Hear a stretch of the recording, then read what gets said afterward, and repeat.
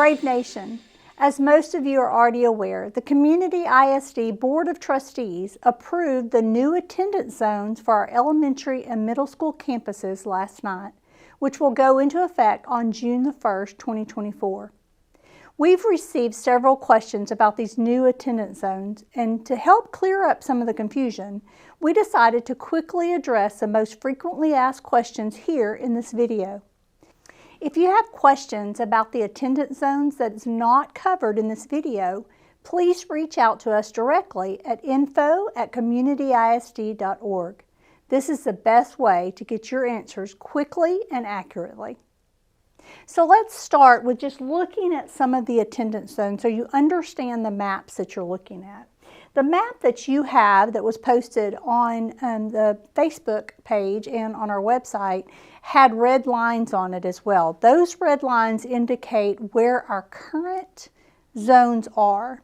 The colors are what indicate the zones for next year. So if you will see on the map behind me, this green area here will be a McClendon zone. This purple area here is a Neesmith zone. This yellow area here is Olive Dodson zone. The blue area is our new Ellis zone that will be opening in August of 24. And then our brown area is our Roderick zone. So there's lots of questions about how we came about these zones and how we determined where they are and what we were going to do. What I want you to understand is these zones were not drawn just quickly and thrown on a map. We work with our demographer to determine where growth is happening and where we have a need for campuses before we locate those campuses. And then once we have the campuses located, we work with our demographer to look at where our students live and how we need to shift the attendance zone around to make sure that all of our students have an appropriate facility to go to school at.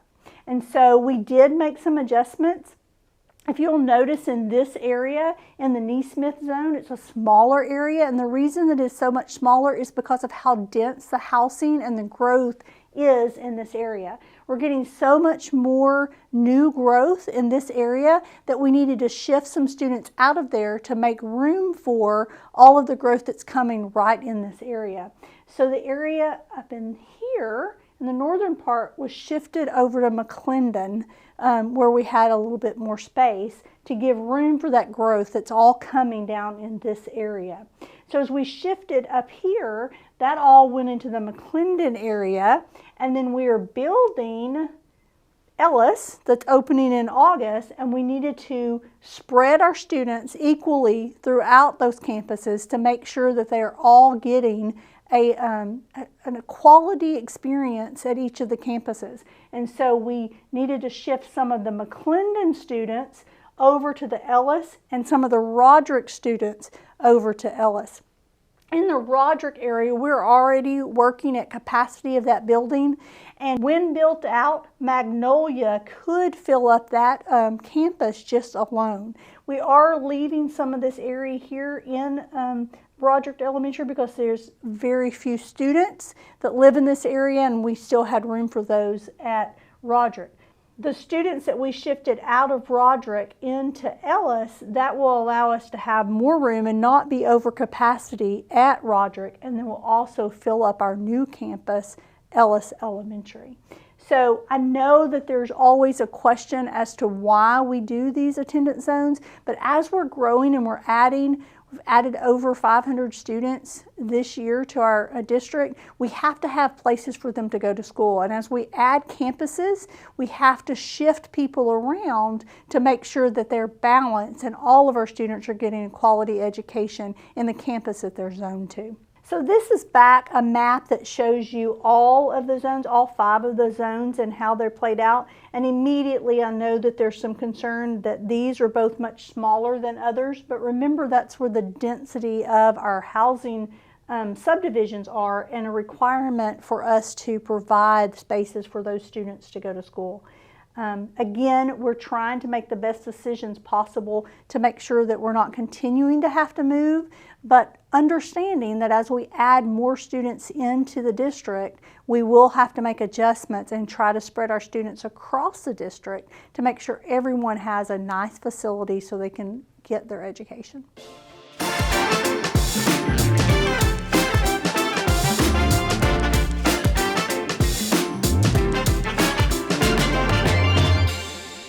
So now what we want to do is go over some of the questions that we're getting and hopefully give you some answers.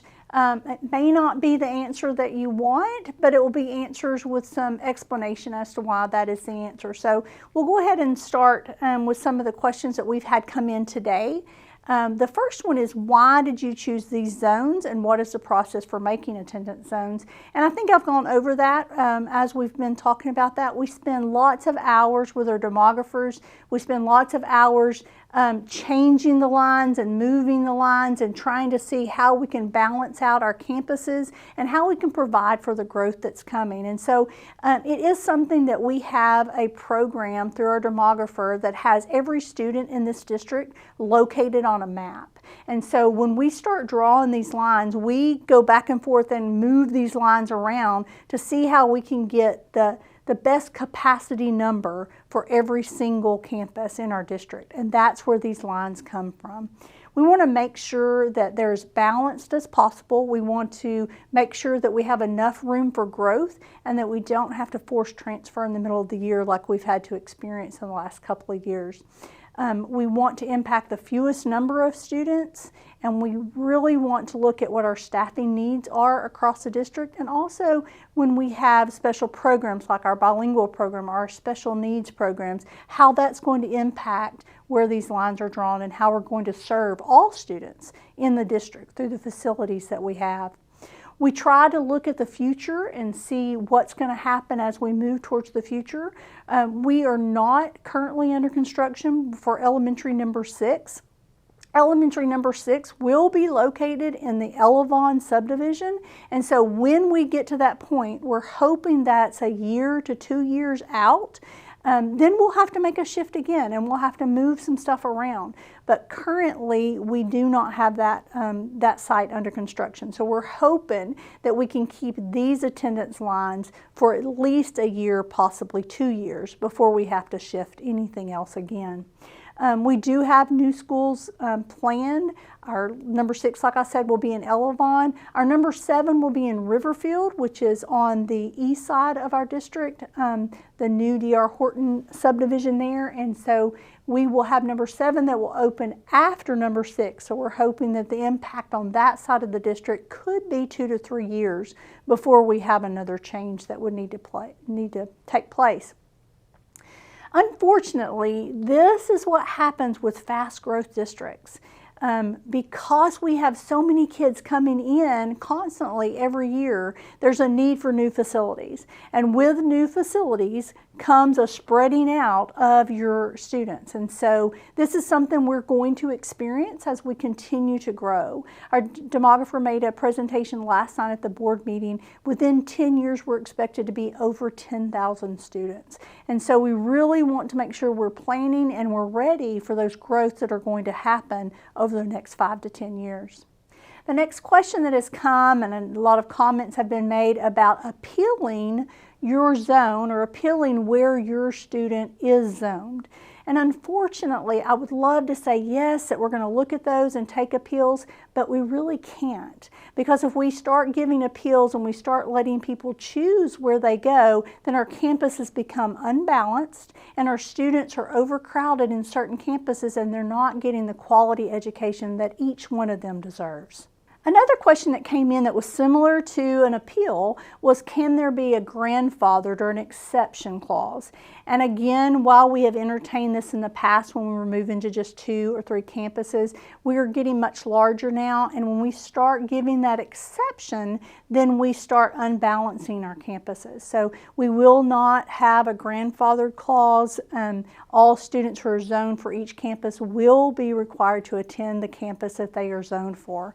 And I know know that all of our principals are going to do their absolute best to make sure that every student, regardless of where they were zoned this year, that they feel like they're at home when they come to their campus next year. Another question that came in was, can I pay to have my student go to a different school? And unfortunately, we do not allow that. We do not allow a school choice within the district. And so whatever school that you're zoned for based on your address is the school that your children will need to attend. Are there transportation options is another question that came in. Absolutely. We have bus routes to our campuses. Now, if you live within 2 miles of your campus and there's nothing that has been changed about that, there may not be bus routes within that 2 miles. But if you live further than 2 miles and you want to ride our buses to the campus that you're zoned to, we absolutely offer transportation, and we would just ask that as you register your students for next year that you indicate that you will need that transportation to the campus. Another question that came in is, where is my new campus? You can find all of our campuses on Google Maps. We've linked them below so that you'll have them. We have the high school, community high school, Edge Middle School, Community Trails Middle School, McClendon Elementary, Neesmith Elementary, Roderick Elementary, Dodson Elementary, and Ellis Elementary. So we encourage you to look at all of those. If you have questions or you're not sure exactly where your address falls, please reach out to us and we will make sure that you know exactly which school you are zoned to. Another question that really doesn't have anything to do with attendance zones, but we've had come in, is did the board stop naming campuses after people? And I would say no, we have not. Our new elementary that we're opening is Ellis Elementary, named after Mrs. Ellis, a former teacher here in the district. We are not naming our secondary campuses after people. And so just like we have a community high school, we now have an Edge Middle School and a Community Trails Middle School. Our third middle school will be called Community Creek Middle School and will be located on the land that we've purchased in Josephine. A question came in about the red lines, and I explained that before, but I'll explain it again. The map that I have here behind me doesn't have those lines on them, but the one that was posted had red lines. Those red lines indicate our current 23-24 attendance zone, so that you can see how those attendance zones were adjusted or changed a little bit from this attendance zone map to the future attendance zone map.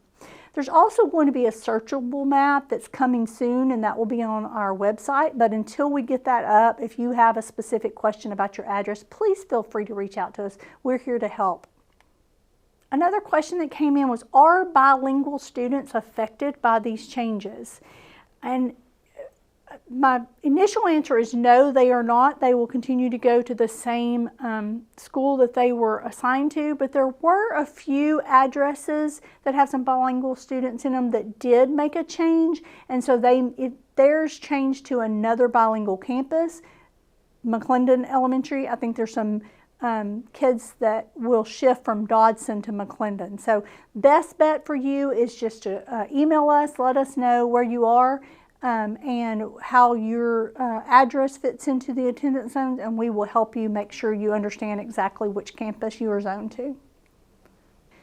A question we've been asked several times is this the last change for attendance zones? And I would love to tell you yes, because I know that would make some of you feel better, but unfortunately, no, it's not the last change.